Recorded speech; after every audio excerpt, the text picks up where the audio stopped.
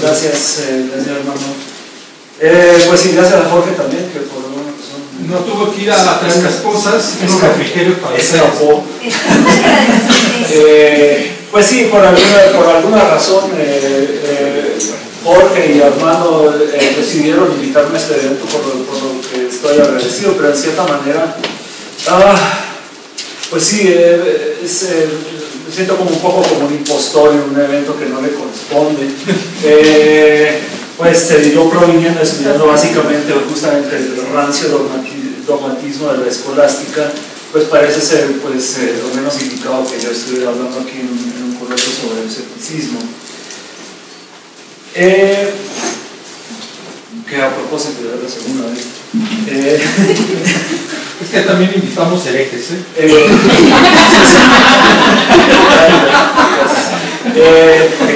Bueno, aquí está el asunto del por qué yo creo sí poder hablar en este evento. Y es un asunto que me ha estado molestando cada vez más al estudiar la obra de Francisco de Vitoria. Brevemente, Francisco Vitoria suele resolver temas en torno a una serie de principios o un principio, y después aparentemente empieza a decir todo lo opuesto, ¿no? Cuando ya saben, ¿no? Por ejemplo, la reflexión sobre el homicidio, que en realidad trata principalmente sobre el suicidio, empieza a decir que el suicidio es siempre impío. Y después coma, pero en algunas ocasiones no prolongar su propia vida puede ser bueno. Entonces, ese tipo de argumentaciones a mí me han estado molestando muchísimo, porque desde luego tenemos ese problema de pasar de los principios firmes, ¿no? Pues a una práctica pues no tan firme, ¿no? Es decir, o tal vez los principios no han sido tan firmes como han parecido al principio. Entonces yo voy a plantearles un montón de cosas y ojalá algo de lo que yo voy a decir tenga sentido. Entonces el planteamiento de lo que yo voy a hacer es el siguiente, ¿no? Estamos hablando de decisiones éticas, de decisiones morales. Matarse a sí mismo, ¿no? Algo así. Entonces, en cuanto a las decisiones morales, parece haber un desequilibrio, pero eso es por lo menos lo que el asunto con el que yo estoy lidiando. Por un lado, se requiere la justificación de pautas normativas generales, ¿no? Pues a eso se dedica sobre todo Kant, el utilitarismo. Pues en un momento les voy a platicar un poco sobre Tomás de Aquino, ¿no? Porque al fin y al cabo, de la tradición de la que yo hablo, pues ahí no hay escepticismo moral como tal, ¿sí? Hay principios normativos objetivamente válidos, ¿sí? No hay nada que discutir. Por el otro lado, hay que tomar en cuenta un aspecto epistémico a la medida que es deseable explicar cómo y por qué esos principios se aplican en casos concretos. Es decir, ¿cómo sabemos que una norma es aplicable en un determinado caso? Y eso también es relevante en los casos que apuntan a un conflicto de principios, ¿sí? Entonces lo que nosotros, lo que principalmente me va a ocupar en los próximos minutos es justamente esa transición de una certeza normativa a una práctica incierta, y cómo esa práctica incierta finalmente va a incidir en un replanteamiento justamente de esos principios. Entonces lo que sigue, voy a pasar rápidamente por la discusión de la justificación de principios universales, deteniéndome principalmente en tratar de mostrar que en la Edad Media, sobre todo en la así llamada escolástica española, ¿no? Es decir, la recepción escolástica en el siglo XVI, sobre todo en la península ibérica, se reconoció el problema de la aplicabilidad de principios generales en casos concretos, utilizando la teoría aristotélica de los argumentos probables, pues entre otros, ¿no? ¿Cuál era el resultado esperado? Mantener la certeza de los principios morales, por ejemplo, no matarse a sí mismo, y al mismo tiempo justificar su maleabilidad en casos concretos. ¿Sí? A veces no es tan equivocado matarse. Entonces, sobre eso podemos discutir si eso es sencillamente una contradicción flagrante o si no es más bien reposa en un modelo argumentativo que realmente nos ayuda a entender cómo es que hacemos esa traducción de una noción normativa general pues a un caso particular. Empecemos entonces, voy a rápidamente pasar por los dos extremos de justificación, no de justificación de normas generales. Por un lado tenemos a Immanuel Kant y después obviamente a los escépticos, ¿no? Al sexto empírico, ¿no? Tenemos muy rápidamente el asunto en Kant, pues aquí sencillamente no hay problema, ¿no? Es decir, tenemos una norma general y de la norma general pues sencillamente derivamos de una manera inmediata una forma de cómo vamos a actuar, ¿no? La foto, ¿no? Go, do good, ¿no? Sabemos lo que es bueno, pues hazlo. Entonces, por ejemplo, tenemos una regla general que es no debes mentir. La aplicación en el concreto es, en este caso particular no debes mentir y en ningún otro caso particular, ¿no? Y a continuación la cita de ese pequeño tratado sobre el presunto derecho de mentir por amor a la humanidad. Es un mandato sagrado de la razón que sin limitaciones por conveniencia alguna obliga absolutamente ser honesto en todas las declaraciones. No, eso es Kant. Ya sabemos que Kant le entregaría a su amigo a quienes lo persiguen injustamente por solo no mentir. Y nosotros intuimos que hay un problema ahí, ¿no? Y de eso desde luego vamos a hablar un poco también. Entonces aquí no hay problema, ¿sí? La regla universalizada sencillamente aplica tal cual en cualquier caso imaginable. Espero que no haya ningún kantiano acá porque seguramente no me está. Bueno, todo lo opuesto es el pirronismo. No existen normas objetivamente válidas, ¿no? Sexto empírico dice, pero si lo bueno no es el propio hecho de elegir por sí mismo, no es una cosa externa y no tiene tampoco relación ni con el cuerpo ni con el alma. Entonces nada es absoluto, en absoluto es bueno por naturaleza y por lo ya dicho tampoco existe nada malo por naturaleza. Haga lo que se haga, pues no sé, sencillamente no hay evidencia de una norma general que tenga existencia independiente de lo que nosotros opinemos sobre ella, ¿no? Que es exactamente lo que opina Kant. No hay normas objetivas, por lo tanto, ¿no? Las acciones entonces son en sí indiferentes, pero en el plano práctico su valoración es, pues por ejemplo, de eso ya habló el profesor Lausen, es relativa a un sistema de creencias de una comunidad. Y pongo el ejemplo que sí ahorita lo puse obviamente a propósito, porque voy a volver al caso de la prostitución al final de mi exposición. Pero además dice Sexto, entre nosotros es vergonzoso y censurable que las mujeres practiquen la prostitución, sin embargo, entre muchos de los egipcios es honorable. Hagan lo que quieran, pero por lo menos dentro del marco consensuado de una comunidad. Ok, eso es muy rápidamente, son los dos extremos, bueno, también temporales, ¿no? Sexto empírico y Kant, y ahorita vamos paulatinamente moviéndonos hacia el centro de gravedad de mi exposición. Vamos a ver Tomás de Aquino. Tomás de Aquino es, desde luego, para lo que respecta a la escolástica española, algo así como el autor principal, junto, o más importante incluso que Agustín de Hipona y el mismo Aristóteles. ¿sí? Tomás de Aquino tiene una ética relativamente, bueno, no relativamente compleja, bastante compleja, que sin embargo contiene varios elementos compatibles con una ética deóntica, ¿sí? Es decir, la noción de deber, así como en Kant, también es un asunto bastante notable, notorio en la ética de Tomás. Sin embargo, es mucho más compleja la ética porque se compone, la valoración del acto moral, ¿no? Se compone de varios elementos. El objeto, ¿no? que no es realmente la cosa que se hace, sino lo que se intenta hacer, que es robar. Ya lo que se robó es otra cosa.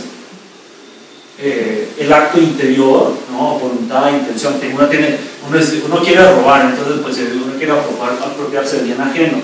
Entonces pues yo tengo que tener la voluntad y la intención de apropiarme del bien ajeno. Y finalmente pues hacerlo, ¿no? El acto exterior, cosa que para Kant no juega ningún papel realmente tan importante. Y por último, un aspecto que frecuentemente es dejado un poco de lado en la discusión sobre la ética de Tomás son las circunstancias en que se realizan las acciones, ¿sí? Es decir, los aspectos concretos de la realización, quién, qué, dónde, con qué medios, es un verso de Cicerón que siempre Tomás en este caso. ¿Con qué medios, por qué, cómo y cuándo? ¿No? Porque como muy astutamente anota Tomás, realmente el cómo y dónde se hagan las cosas a veces realmente cambia nuestra valoración de lo que nosotros realizamos, ¿no? El ejemplo que él da es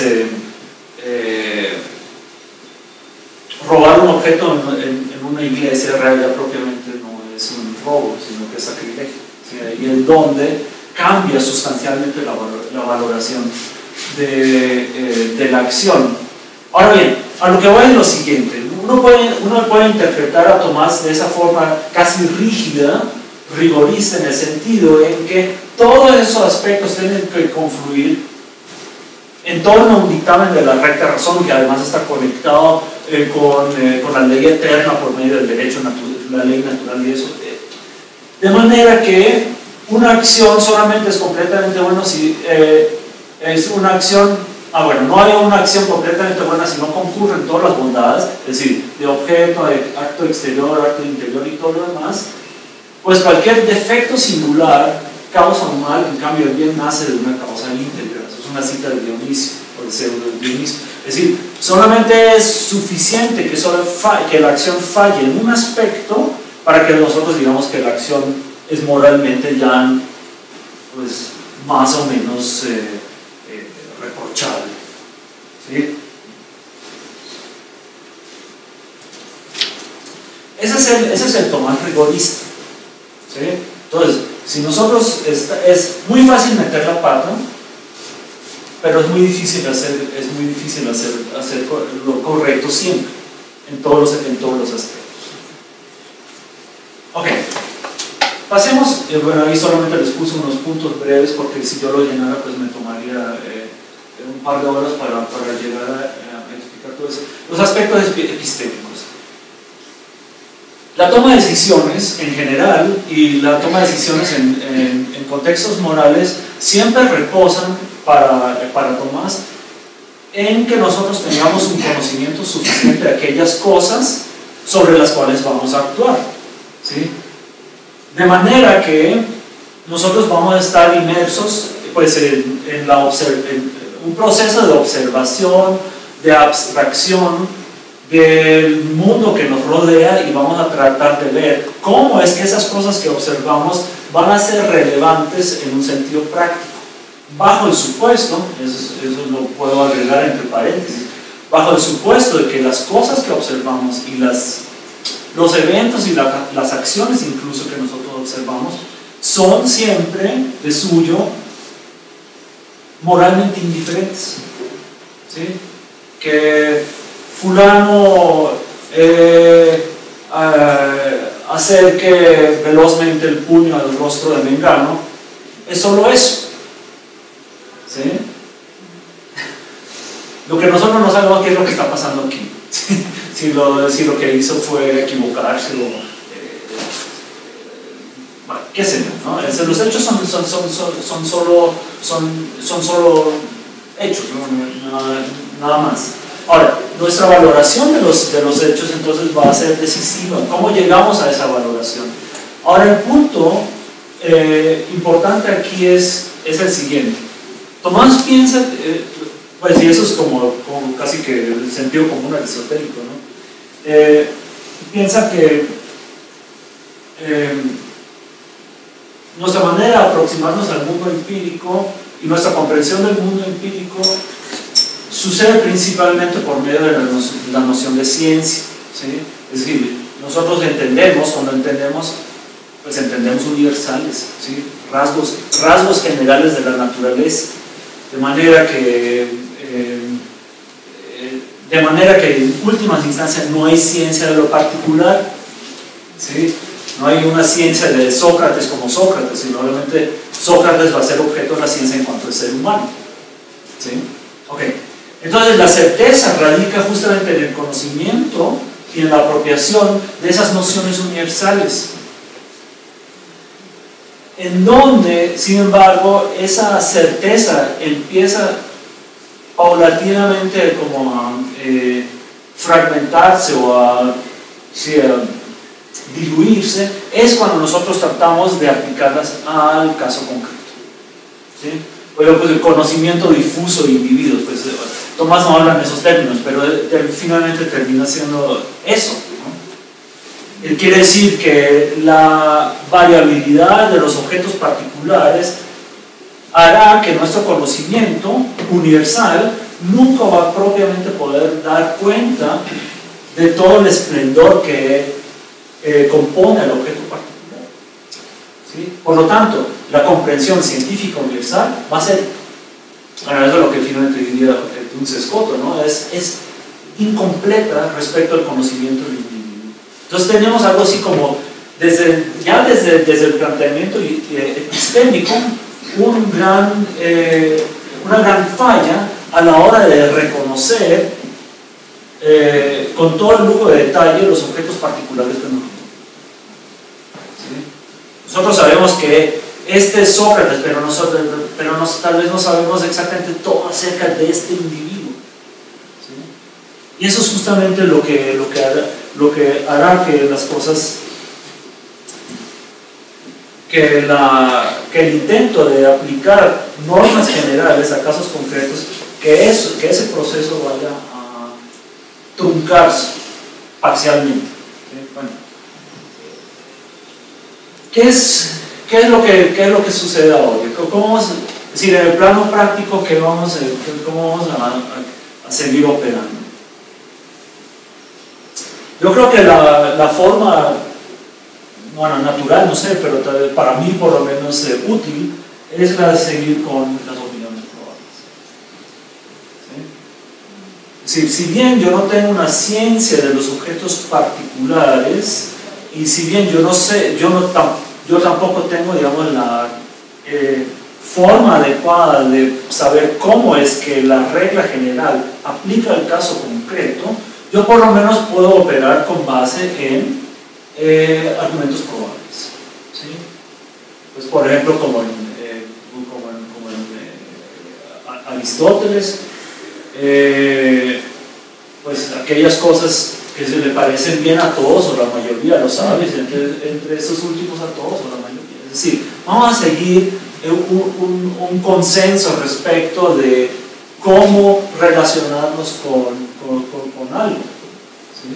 Sí, lo importante no es tanto ahorita hacer exégesis de Aristóteles, porque realmente me declaro incompetente aquí, sino el de recalcar que hay una forma ya, digamos, histórica de dar cuenta de un tipo de argumentación que nos permite justificar conocimiento, justificar acciones en torno a probabilidades y no en torno a certezas, ¿sí? En Tomás de Aquino, finalmente, eso también, bueno, es tradición jurídica, realmente eso adquiere un sentido judicial, por ejemplo, en torno a la declaración de testimonios, ¿no? Los testigos son importantes en ese sentido porque solamente nos pueden dar un indicio acerca de la probabilidad de que X evento hubiera pasado, porque a falta de una observación directa de ese evento, es lo único en lo que podemos confiar. ¿Sí? Por eso dice Tomás, acerca de los actos humanos para él son todas las acciones racionales, sobre los que versan los juicios y son exigidos los testimonios, no puede tenerse una certeza demostrativa, puesto que dichos actos versan sobre cosas contingentes y variables, y por tanto es bastante la certeza probable que alcance a la verdad en la mayoría de los casos, aunque muy poco se separe. Sí, aquí introducimos algo así como un elemento de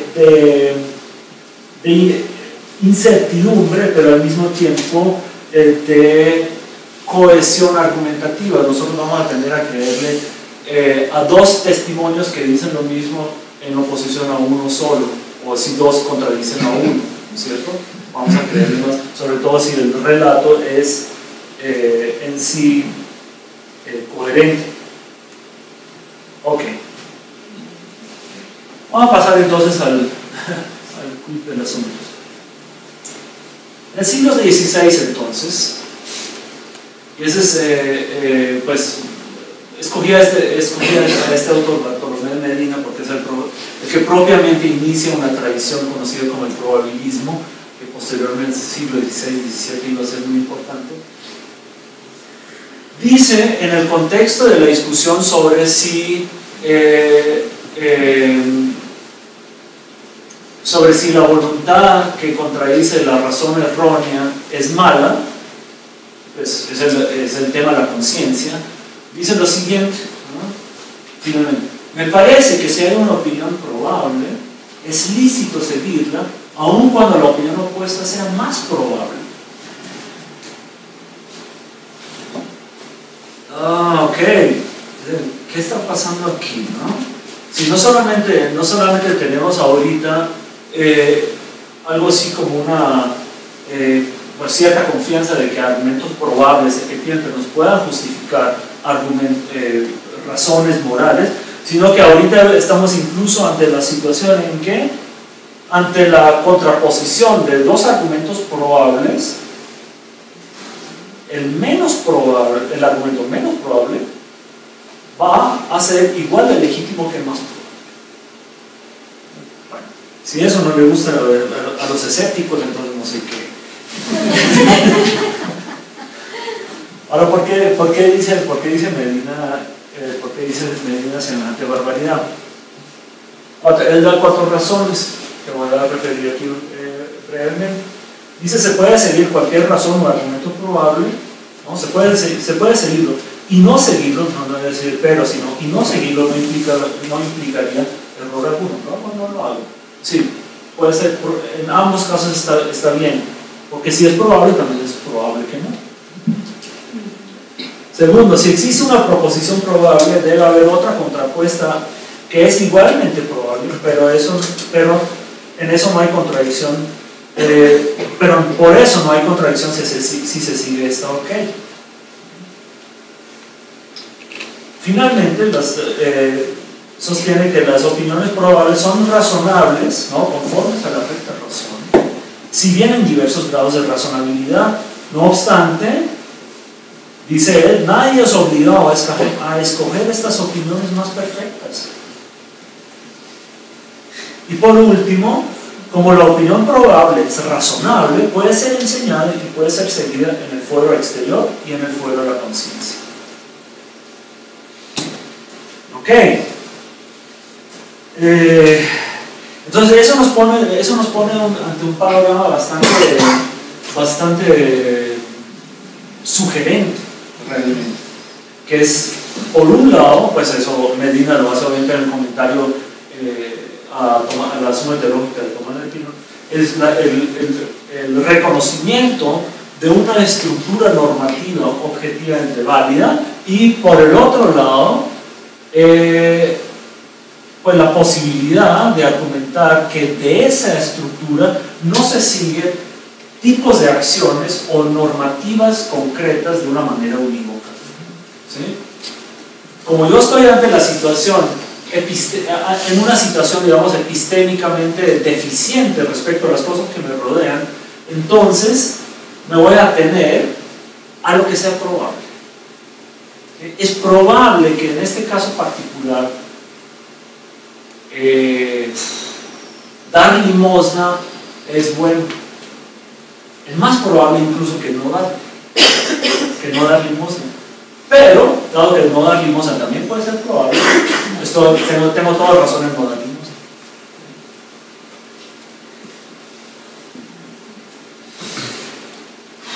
Ok. Bien, hasta aquí espero. Ahorita vamos a cambiar un poco de enfoque y ir a asuntos tal vez un poco más de orden práctico. Vamos a pasar a lo que se ha llamado el principio del posidentismo, el principio del poseedor. Eso tiene que ver con asuntos en que está en disputa la validez de un reclamo sobre algo. ¿Sí? Por ejemplo, en disputa sobre títulos de propiedad, por ejemplo, que están en disputa, el principio es el que actualmente ejerce la posesión del objeto. A él se le debe dar preferencia por encima de otro argumento. ¿Sí? Como dice Victoria, si el asunto es dudoso, es mejor la condición del poseedor. Ahora, es claro, si bien la condición del poseedor no podría no establecerse con certeza empíricamente, lo que finalmente cuenta es la seguridad de la conciencia, porque yo sé que tengo en mí mismo. ¿Sí? Yo sé en mí mismo, a lo mejor votaron el contrato, sé que se lo quemaron, pero yo sé que es así, ¿no? Pues, como corolario de historia personal, a mi madre que nació en Alemania se le perdieron todos los documentos en la guerra, acta de nacimiento, nada. Entonces lo que tuvieron que hacer después de la guerra para constatar que ella vivía era que mi abuelo tuvo que ir al registro y dar una declaración juramentada de que ella vivía y de que era su hija. ¿Sí? Eso es tener la certeza en la conciencia. ¿Sí? Pues en ese caso afortunadamente le creyeron. Pero para que vean, ¿no? Es eso, ¿no? Ese principio de la condición del proceder, solamente lo pongo como ejemplo, también tuvo repercusiones mayores en torno a la discusión sobre la validez de la conquista de América. No solamente pongo la cita de Domingo de Soto. Tenemos pues que el emperador por ninguna vía tiene el imperio sobre todo el orbe, por tanto, ¿con qué derecho retenemos el imperio ultramarino que ahora se descubre? En verdad, yo no lo sé. ¿Sí? ¿Por qué? Porque los indígenas ya tenían justos títulos. Esa es la condición del poseedor, lo tenían ellos, no los españoles. ¿Sí? Ese argumento, y eso es a lo que quiero ir en último, espero que estemos bien, es que ese argumento de la condición del poseedor también aplica a la noción de dominio a sí mismo, en el que nosotros somos poseedores de nuestras facultades y de nuestro cuerpo. ¿Sí? De ahí, esto, el caso de la prostitución. ¿Okay? Eso es un caso supremamente controversial, fue discutido controversialmente desde la Edad Media en adelante. Como ustedes pueden ver, el franciscano Juan Pedro del Olivo, Pedro Juan del Olivo también tuvo algo que decir sobre eso en su tratado sobre los contratos. Pero por lo pronto lo que me interesa es lo siguiente, es para que ustedes vean cómo termina articulándose en la práctica la formulación de un principio, digamos, universalmente válido, y por el otro lado tratar de ver cómo en la práctica eso termina siendo más o menos difuso a la luz a lo mejor de otro principio. Entonces tenemos por lo pronto dos principios, ¿no? El primero sería que relaciones sexuales por fuera del matrimonio se prohíben, al fin y al cabo son pecado, ¿no? Y el segundo principio es que los contratos tienen que respetarse, ¿no? Pacta sunt servanda, ese es derecho romano. Entonces, en ese caso, claramente la prostitución es una contravención al principio número 1, pero es corroborado por el principio 2, asumiendo de que en la transacción pues hay algo así como un acuerdo contractual, ¿no? Por eso dice Olivi, pese a que un contrato remunerado de prostitución es viciado debido a la materia de la prostitución y por la voluntad de acostarse con una meretriz y por exigir remuneración por ese contrato, la forma del contrato, no obstante, tiene en sí algo de derecho verdadero y por lo tanto no puede sencillamente negarse.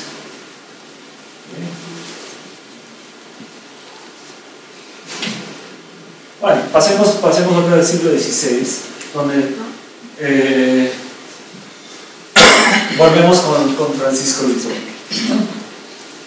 Entonces, Francisco Vitoria, en unas breves consideraciones sobre la prostitución, piensa lo siguiente, y otra vez, obviamente, que alguien busque a una prostituta está malo, pues sobre todo si está casado, ¿no? Eso está mal. Entonces, el principio 1, que les acabamos de mostrar, tiene validez y es superior a cualquier otro principio, ¿no? Pero los principios legales para la celebración de contratos son igualmente válidos. Entonces, lo que se requiere para eso es interesante. Se requiere para que haya un contrato, ¿no?, entre la prostituta y la persona que la busca, es la igualdad entre quienes celebran el contrato, ¿sí? Es decir, ambos tienen que ser racionales, debe haber ausencia de coacción, eso desde luego excluye la razonable reputación por prostitución obligada, y se necesita una libre disposición sobre aquello que se negocia. Ahora bien, pese a que moralmente es de suyo reprensible buscar las compañías de ese tipo, es no obstante justificable hacerlo bajo los supuestos arriba mencionados, pero es necesario, piensa Vitoria, pagar lo llamamos stipendio por el servicio.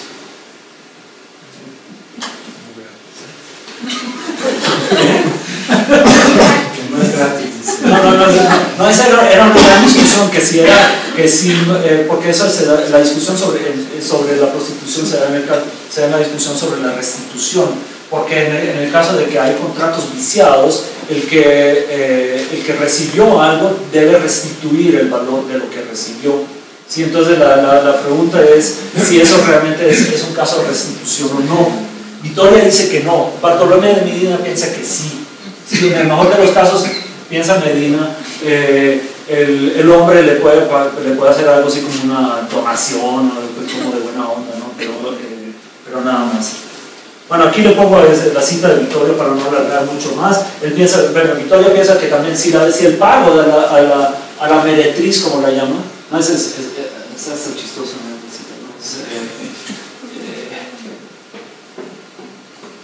¿no? No es esta cita. Sí, es después de consumado el hecho que la paga, porque la finalidad de pagar después ya no te pago porque es inmoral. Exactamente, ya no es inmoral, sino porque solamente lo das porque dar es bueno. ¿Sí? Ok.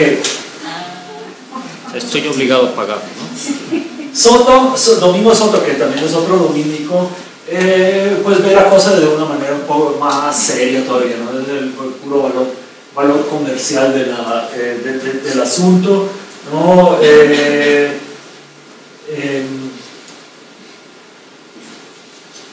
Bueno, ustedes pueden leer eso, ¿no? Al fin y al cabo dices, y que al final del segundo párrafo, y que pueden recibir no solo por vía de donación, como piensa Vitoria y Medina, sino como precio. Se prueba claramente porque la sociedad no solo permite esta clase de mujeres infames, sino que también les tasa lo que han de recibir, como se significa con la misma palabra meretriz, pues se deriva del merecer. La meretriz obra torpemente por ser meretriz, pero no recibe torpemente por siendo meretriz. Ok. Bueno, ya voy a terminar porque yo creo que de todas maneras no solamente estoy terminando, sino que se me acabó el tiempo. Es muy breve reflexión acerca del problema principal que me mueve, es la compatibilidad, la traducción, para así decirlo, de principios universales a instancias concretas. Entonces, ¿qué podemos concluir, ¿no? Primero, para mí es notable que no todos los escolásticos fueran rigoristas moral, como nos haría sospechar pues, el tratado sobre la moral de Tomás de Aquino. El mismo Tomás tampoco es tan rigorista, solamente si uno se atiene al tratado sobre el acto moral. Luego, el enfoque probabilista permite dirimir de manera argumentada conflictos en torno a decisiones morales sin caer en un relativismo, a lo mejor, no estoy seguro sobre eso.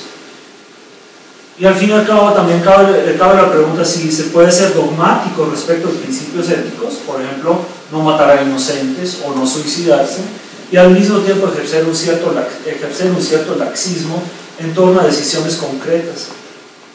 Por ejemplo, asumir la muerte inocente bajo ciertas condiciones, como sucede en la revisión sobre el derecho de guerra. Entonces, ese digamos, lo dejo como pregunta abierta porque yo realmente tampoco estoy completamente seguro cómo contestar el asunto. ¿Hay laxismo?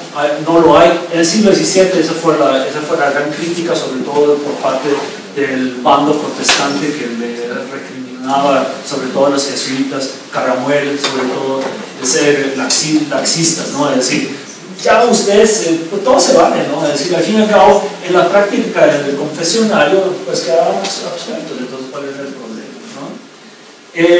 Lo voy a dejar como pregunta abierta, principalmente porque yo no tengo respuesta, pero espero que a lo mejor ustedes me ayuden a encontrar alguno. Muchas gracias.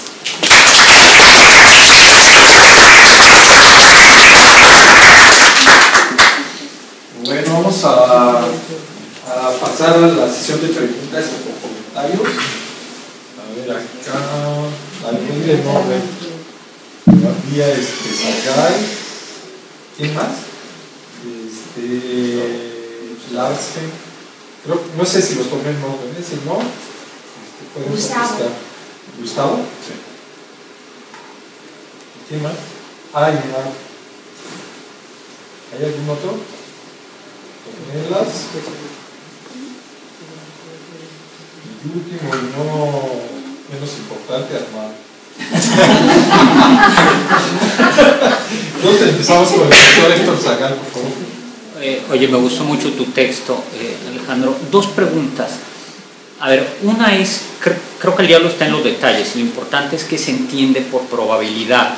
Sí. Claramente en Aristóteles, yo particularmente no me gusta traducir en doxón por probable, sino creo que la traducción castellana es plausible.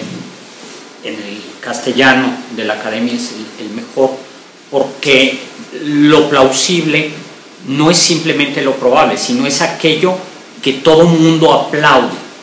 Y entonces, es decir, es lo socialmente aceptable.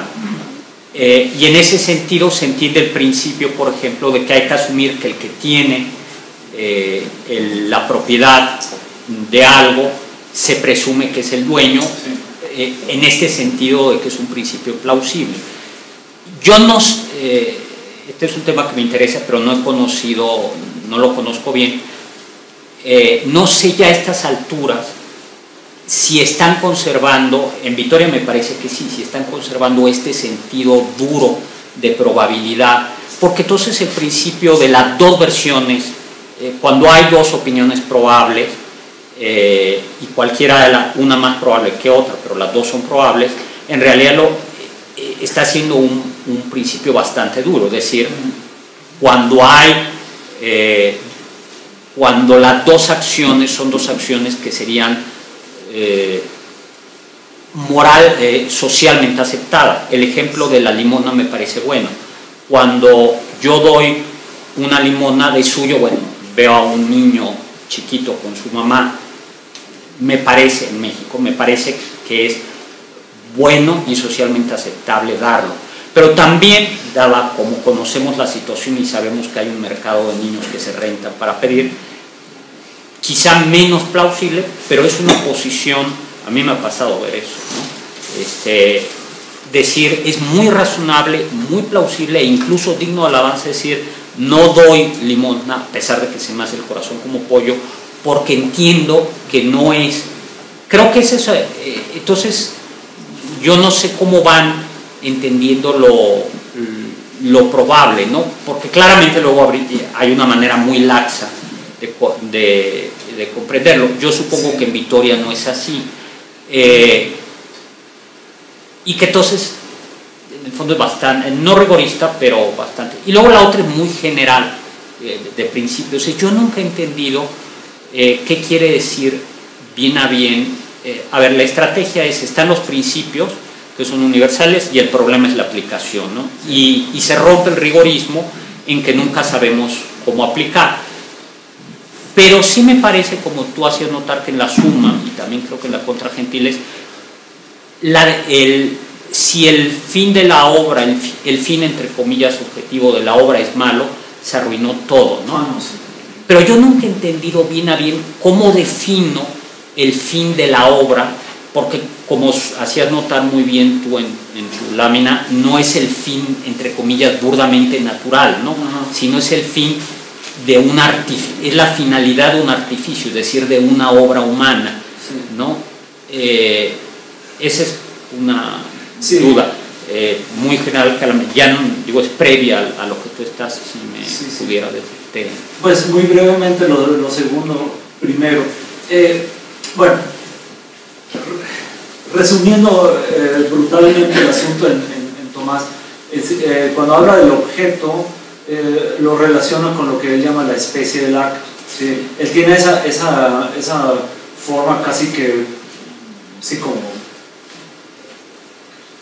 extraña, ¿no? De aplicar todo el andamiaje metafísico al análisis de la acción. Pero el acto es artificial. El acto tiene sustancia, ¿sí? Y él habla de la plenitud del ser del acto.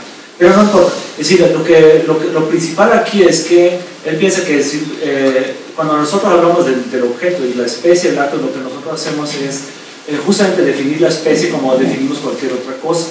Entonces, por definición. Entonces, por ejemplo, yo robo, es el objeto de la acción, por definición es apropiación indebida de bien ajeno. Y eso por definición no puede ser, pues tiene que ser malo, punto. ¿Sí? Sí, pues resumiendo pues, indebidamente todo eso, es un asunto de definición, ¿no? Es decir, nosotros tenemos un conjunto de reglas que nosotros entendemos porque se encuentran, digamos, en vecindad con un acervo de reglas súper universales que se derivan de la ley natural, ¿no? Hacer el bien y evitar el mal, eso, ¿no? De eso se van derivando todas las demás reglas y en suma, pues, nuestra caracterización de acciones como intrínsecamente malas o intrínsecamente buenas. Lo de la plausibilidad y probabilidad, yo estoy completamente de acuerdo, es decir, la traducción tal vez mejor es la de plausibilidad.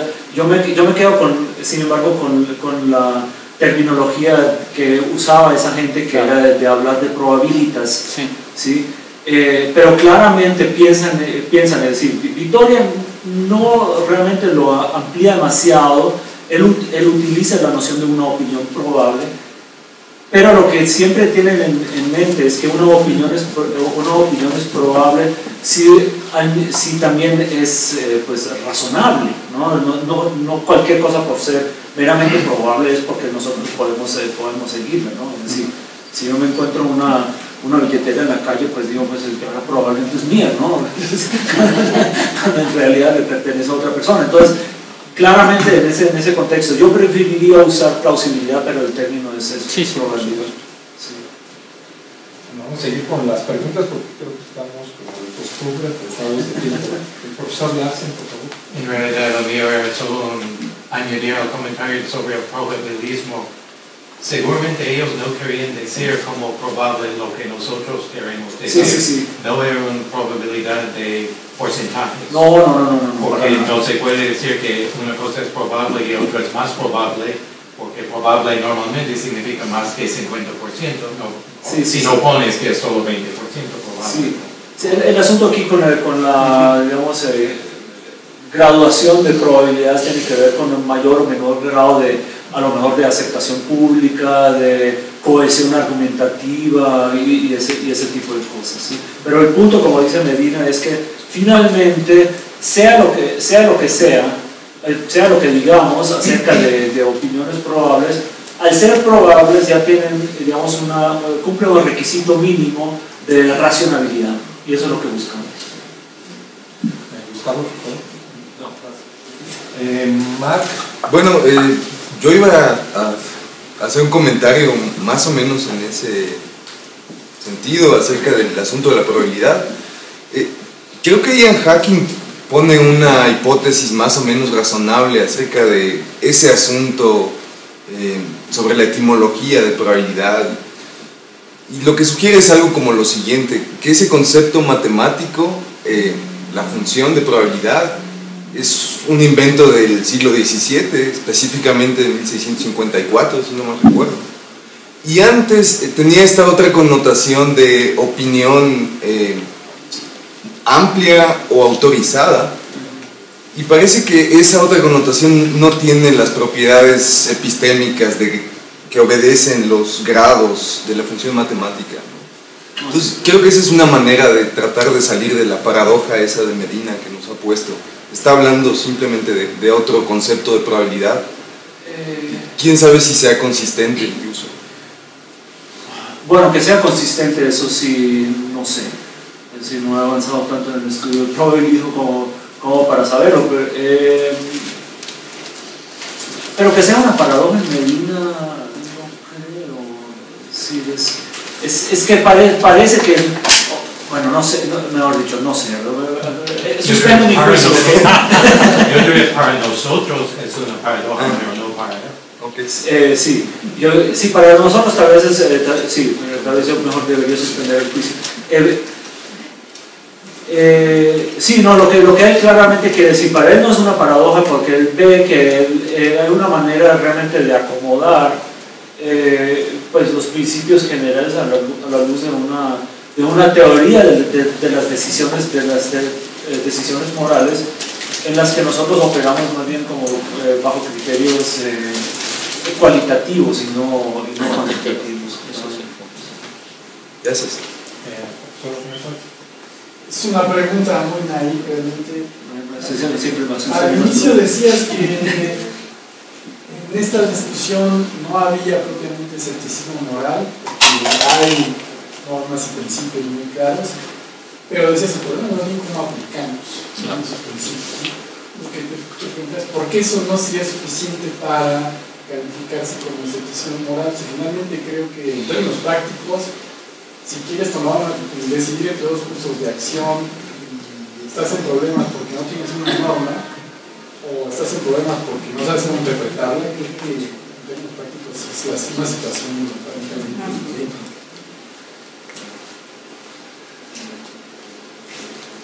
Pues no sé, yo obviamente, tal vez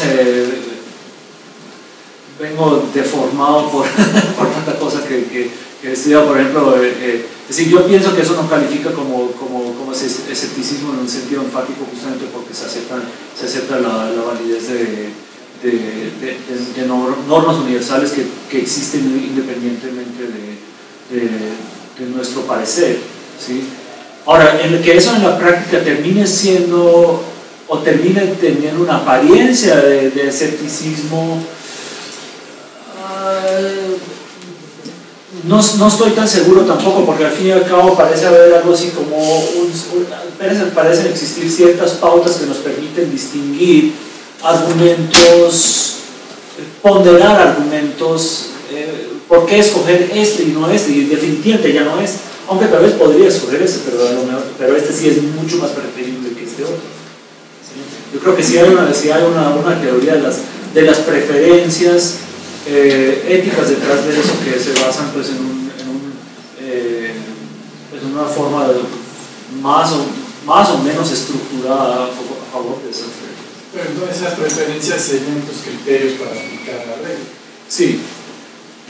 Sí, es decir, a lo que voy es que, es decir, buena parte de esas discusiones se dieron en torno a la práctica del confesionario, ¿okay? Entonces eso también nos indica que pues algo así como un relativismo, como que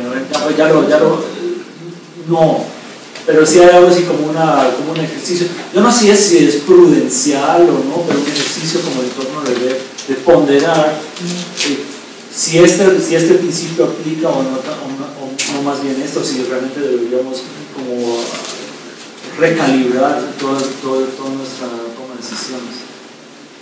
Pero escepticismo no creo. Por eso estoy equivocado.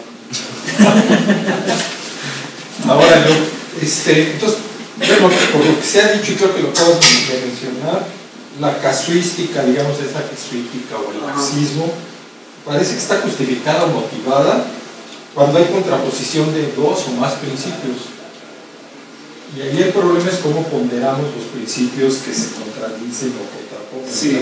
Entonces algunos van a decir, le doy más peso al principio 1, otros no, al 2, y de ahí que surja ese laxismo, creo que es el problema. Sí, yo creo que sí, pero luego si hay, pues en la casuística casi que por definición excluye un método, ¿no? Es decir, ahora si detrás de, por lo menos de esas versiones, por ejemplo Leonardo Lessio, que era un jesuita belga del principio del siglo XVII, que desarrolló ese tema, o sea, hay un método detrás del análisis o de esas ponderabilidades, ¿no? Sí, con qué razones nosotros preferimos eso en tal situación y por qué eso otro no sabría decir, pero yo creo que finalmente parece poco probable que lo hubiera habido, porque después de todo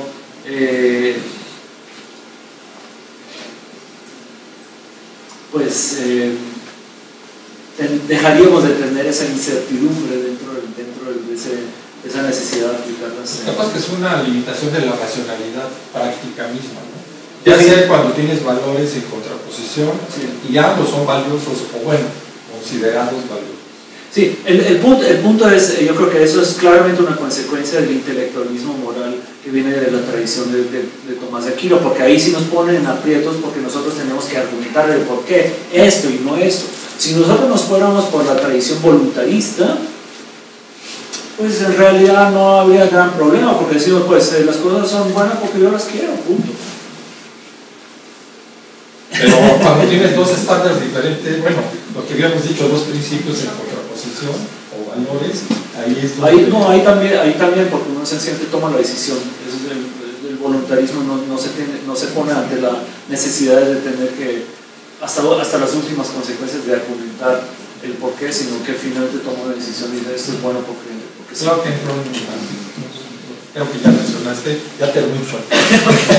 Y eso es lo que un elemento de arbitrariedad, ¿no? Pues sí. Pero estoy viendo la mano del doctor Sayat. Oye, pero el probabilismo es, como tú dices, un rescate de la prudencia, ¿no? Mientras que la casuística sería lo contrario, ¿no? En la casuística tú tienes la definición de un acto muy singular que es bueno o malo, que luego la casuística sea inoperante es otro asunto, pero esto sí es una reelaboración sui generis de la prudencia, ¿no? Sí, yo creo que sí. Bueno, pues muchas gracias.